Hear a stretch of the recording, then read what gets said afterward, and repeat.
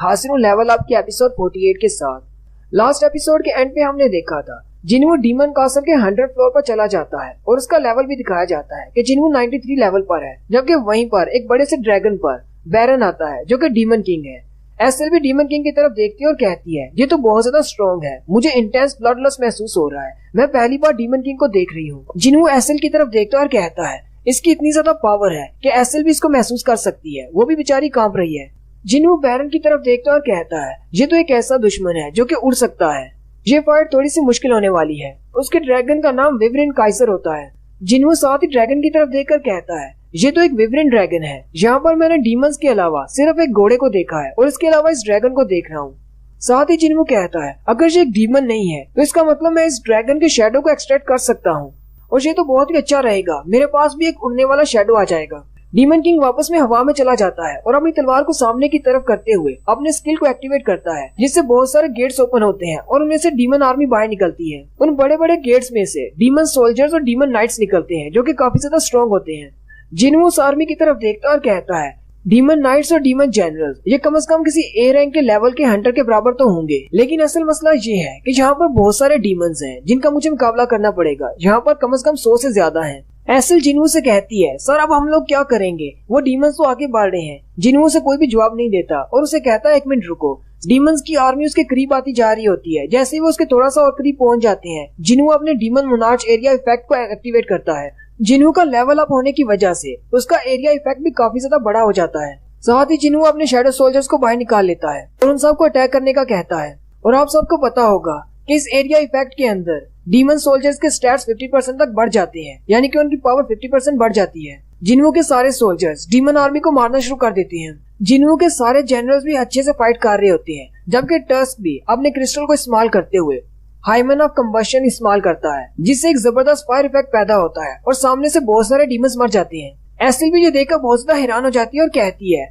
मैं जिन्हू के साथ 89 फ्लोर से यहाँ पर आई हूँ, लेकिन मैं पहली बार जिन्हू को फाइट करते हुए देख रही हूँ, ये तो बहुत ज्यादा अमेजिंग है। लेकिन साथ ही एसेल बैरन की तरफ देखती है और कहती है ये तो इस जगह का किंग है, जबकि जिन्हू एक मॉन्स्टर है जो कि हमारे डीमंस को मार रहा है। मुझे किसका साथ देना चाहिए, अपने किंग का या फिर जिन्हू का? बैरन की स्पेशल एबिलिटी ये होती है कि वो अपने मुंह से लाइटनिंग क्रिएट कर सकता है। वो ऊपर की तरफ मुंह करते हुए एक जबरदस्त लाइटनिंग शॉक पैदा करता है। जिन्हू जल्दी से एसेल को कवर कर लेता है और कहता है ये कोई ऑर्डिनरी लाइटनिंग नहीं है, इससे तो मेरे बहुत सारे शैडोज मर गए। ये कोई आम मैजिकल लाइटनिंग नहीं है, ये तो एक स्पेशल मैजिकल लाइटनिंग है। मेरे शैडोज इसके सामने बिल्कुल बेबस हैं। अगर मैंने जल्दी से इसका कोई हल नहीं निकाला तो मेरे शैडो सोल्जर्स बार बार रीजनरेट करने के बाद मेरी माना पावर खत्म हो जाएगी। जिन्हू एसेल को छोड़कर जल्दी से ऊपर की तरफ जंप करता है और सीधा बैरन पर अटैक करने के लिए आगे बढ़ता है। जिन्हू कहता है मुझे इस ड्रैगन के पंख को काटना होगा, लेकिन जैसे ही वो उसके पंख पर अटैक करने वाला होता है बैरन अपनी बड़ी सी तलवार से उसको ब्लॉक करता है और साथ ही बैरन अपनी तलवार को घुमाते हुए जिन्हू को पीछे की तरफ पुश करता है, जिससे जिन्हू दूर जाकर गिरता है। जिन्हू के नीचे गिरने के फौरन बाद ही बैरन फिर से अपने मुंह में इलेक्ट्रिसिटी को लोड करता है और उस पर अटैक करता है। जिन्हू उठकर भागना शुरू कर देता है, जबकि बैरन अपनी इलेक्ट्रिसिटी को उसके पीछे पीछे दौड़ा रहा होता है, बिल्कुल एक लेजर बीम की तरह जो कि अपने टारगेट का पीछा कर रही हो। जिन्हू कहता है इसकी इलेक्ट्रिसिटी की स्पीड तो बहुत ज्यादा है, ये मुझे बहुत जल्दी पकड़ लेगा, मुझे नहीं लगता कि मैं इसके अटैक से बच पाऊंगा। उसी वक्त नीचे से टस्क आगे बढ़ता है और अपनी फायर पावर को इस्तेमाल करते हुए उसकी इलेक्ट्रिसिटी को ब्लॉक करता है। आपको याद होगा कि टस्क भी अपने मुंह से फायर पावर निकाल सकता है। उन दोनों की पावर्स आपस में टकराती हैं, क्योंकि टस्क के पास वो मैजिकल क्रिस्टल है जिसकी वजह से उसकी फायर पावर बहुत ज्यादा बढ़ जाती है। वो बैरन की इलेक्ट्रिसिटी को पीछे की तरफ पुश करते हुए ऊपर की तरफ ले जाता है, जिससे बैरन का ड्रैगन जख्मी हो जाता है और बैरन अपने ड्रैगन से नीचे गिर जाता है। जिन्हू कहता है टस्क को मैजिकल क्रिस्टल देकर मैंने बहुत ही अच्छा फैसला किया था। बैरन के नीचे गिरते ही जिन्हू उठकर खड़ा हो जाता है और अपना डैगर निकाल लेता है और उसे कहता है चलो शुक्र है तुम नीचे तो आ गए, ऊपर की तरफ देख देख कर तो मेरी तो गर्दन में दर्द हो गया।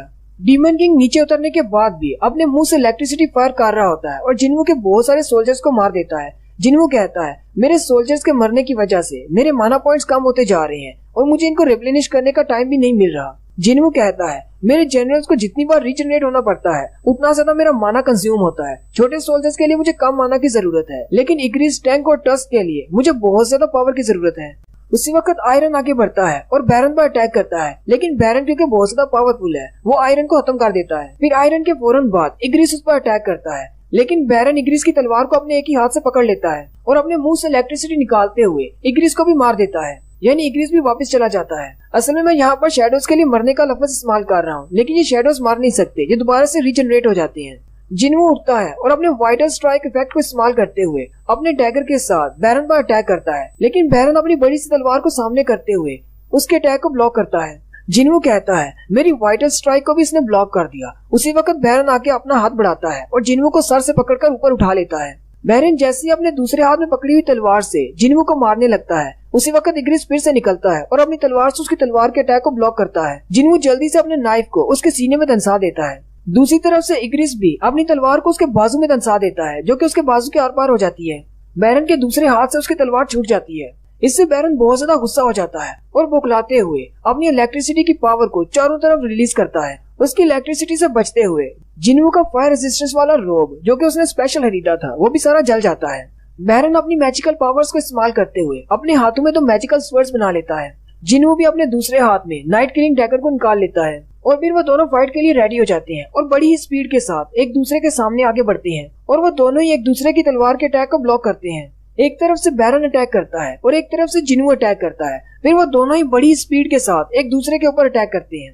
जिन्वू बैरन के बिल्कुल सामने खड़ा होता है। बैरन अपने मुंह में दोबारा से इलेक्ट्रिक शॉक क्रिएट करता है और उस पर फायर करने लगता है। जिन्वू कहता है इतने डिस्टेंस से मैं बच नहीं पाऊंगा। बैरन जैसे ही अपनी इलेक्ट्रिक बीम को छोड़ता है, जिन्वू अपने नाइफ को सामने करते हुए उसको डॉज करता है, जिससे वो बीम ऊपर की तरफ डिफ्लेक्ट हो जाती है, लेकिन जिन्वू के हाथ से उसके दोनों डैगर छूट जाते हैं। बैरन फिर से अपनी तलवार का वार करता है। जिन्वू जल्दी से उसको बाजू से पकड़ लेता है। जिन्वू ने बैरन के दोनों बाजुओं को पकड़ रखा होता है ताकि वो तलवार से उस पर अटैक न कर पाए, लेकिन बैरन फिर से अपने मुंह में एक इलेक्ट्रिक शॉक क्रिएट करता है और जिन्वू पर बीम छोड़ने वाला होता है। जिन्वू कहता है इसकी मानव पावर तो बहुत ज्यादा है, ये खत्म होने का नाम ही नहीं ले रही, लेकिन बैरन के शूट करने से पहले ही एसेल उसके ऊपर अपनी तलवार फेंकती है, जिससे बैरन का ध्यान उसकी तरफ हो जाता है। जिन्वू उसी वक्त मौका देखकर अपने डोमिनेटर टच इफेक्ट को एक्टिवेट करता है और अपनी स्ट्रेंथ को इस्तेमाल करते हुए उसके दोनों बाजुओं को उखाड़ देता है। जिन्वू उसके दोनों बाजुओं को उखाड़ने के फौरन बाद उसकी थोड़ी के नीचे पंच मारता है और जिन्वू की स्ट्रेंथ क्योंकि बहुत ज्यादा होती है, इस वजह से बैरन बेचारे का सर उड़ जाता है और वो मर जाता है। और साथ ही विंडो ओपन होती है और जिन्वू से कहा जाता है कि तुमने डीमन किंग बैरन को हरा दिया है। बैरन के मरते साथ ही जिन्वू की क्वेस्ट पूरी हो जाती है। जिन्वू वहीं पर बैठ जाता है और एसेल से कहता है जल्दी से जाकर अपने फादर को बताओ कि तुम्हारा रेडिस क्लैन अब टॉप प्लेस पर है। एसेल बहुत ज्यादा हैरान हो जाती है और जिन्वू से कहती है मेरे क्लैन का नाम रेडिस नहीं रेडिर है। डीमन किंग को मारने के बाद जिन्वू का लेवल दिखाया जाता है, जो कि 97 तक पहुंच चुका है। अब जिन्वू के पास सिर्फ 3 लेवल्स रह गए हैं 100 तक पहुंचने के लिए।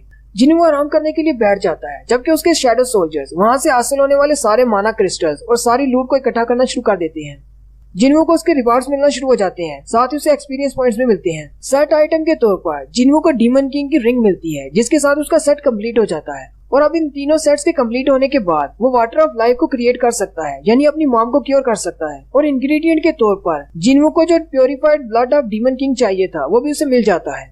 जिन्वू अपने तीनों आइटम्स को बाहर निकाल लेता है, यानी एक उसकी वो मैजिकल वुड होती है, इसके अलावा वाटर ऑफ इकोनिक फॉरेस्ट होता है और तीसरा ये प्योरिफाइड ब्लड होता है। वो उन तीनों को मिलाकर क्राफ्टिंग स्टार्ट करता है और उसके पास विंडो ओपन होती है जिसमें क्राफ्टिंग की लोडिंग स्टार्ट हो जाती है। साथ ही एक विंडो में से बताया जाता है कि तुम्हारे पास जितने इंटेलिजेंस पॉइंट हैं उनकी बेस पर ही क्राफ्टिंग होगी। ये सक्सेसफुल होगी या नहीं ये तुम्हारे इंटेलिजेंस पॉइंट पर बेस करता है। और फिर साथ ही 10 सेकंड का टाइमर चलना शुरू हो जाता है। जिन्वू कहता है अगर मुझे पहला इससे कुछ पता होता कि मेरे इंटेलिजेंस पॉइंट काम आएंगे तो मैं अपने इंटेलिजेंस पॉइंट को बढ़ा लेता। अगर ये फेल हो गया तो मैं अपनी मॉम को कभी भी क्योर नहीं कर पाऊंगा। और साथ ही टाइमर उल्टा चलना शुरू हो जाता है। 8 7 6 5 4 3 2 1 और साथ ही उसे लिख दिया जाता है कि तुमने इसको सक्सेसफुली हासिल कर लिया है। जिन्वू को होली वाटर ऑफ लाइफ मिल जाता है। जिन्वू बहुत ज्यादा खुश हो जाता है। जिन्वू अपने तीनों इंग्रेडिएंट्स की तरफ देखता है और कहता है लाइफ वुड में से थोड़ा सा कम हो गया है, जबकि प्योरिफाइड ब्लड में से भी थोड़ा सा कम हो गया है, लेकिन मेरा तीसरा वाटर तो बिल्कुल खत्म हो गया है। मुझे लगता है शायद सिस्टम ने इसके एग्जैक्ट अमाउंट को इस्तेमाल किया है और बाकी के इंग्रेडिएंट्स मेरे पास बच गए हैं। जिन्वू होली वाटर ऑफ लाइफ को अपने हाथ में पकड़ लेता है और कहता है तो ये है वो होली वाटर ऑफ लाइफ जिससे मेरी मॉम क्योर हो सकती है, जो किसी भी बीमारी को क्योर कर सकता है, लेकिन इसे मेरी मॉम को पूरा पीना होगा। पता नहीं मेरी मॉम इसको पूरा पी पाएंगी या नहीं। जिन्वू कहता है मुझे अभी के अभी वापस जाना होगा और सीधा हॉस्पिटल ही जाना होगा। उसी वक्त आयरन उस ड्रैगन को खींचता हुआ उसके पास ले आता है। जिन्वू आयरन की तरफ देखता है और कहता है आयरन तुम तो बहुत ज्यादा समझदार हो गए हो, इस बार तो तुमने जल्दी से समझ लिया कि मुझे क्या चाहिए। जिन्वू उस ड्रैगन की तरफ देखता है और कहता है जागो, और उसके शैडो को भी बाहर निकाल लेता है। जिन्वू ये देखकर खुश हो जाता है और कहता है चलो मैं डीमंस को तो अपने सोल्जर नहीं बना सकता, कम से कम मुझे एक उड़ने वाला ड्रैगन तो मिल गया। साथ ही जिन्वू से कहा जाता है इस ड्रैगन के लिए अपना नाम चूज करो। जिन्वू कहता है मुझे इसका नाम याद नहीं रहा, चलो मैं इसे अपना एक नाम देता हूँ, आज के बाद इसका नाम काइसल होगा। एसेल उसकी तरफ देखती है और कहती है, इस ड्रैगन पर बैठकर हम लोग बहुत जल्दी अपने रेडिक लैंड तक पहुंच जाएंगे। जिन्हू ये सोच रहा होता है, मुझे जल्दी से वापस जाना होगा, मैं अपनी मॉम को क्योर करना चाहता हूँ, मुझे वापस रेडिक लैंड नहीं जाना। और यहीं पर हमारी एपिसोड 48 का एंड होता है। नेक्स्ट एपिसोड में हम देखेंगे कि क्या जिन्हू की mom holy water of life से वाकई में क्योर होती है या नहीं।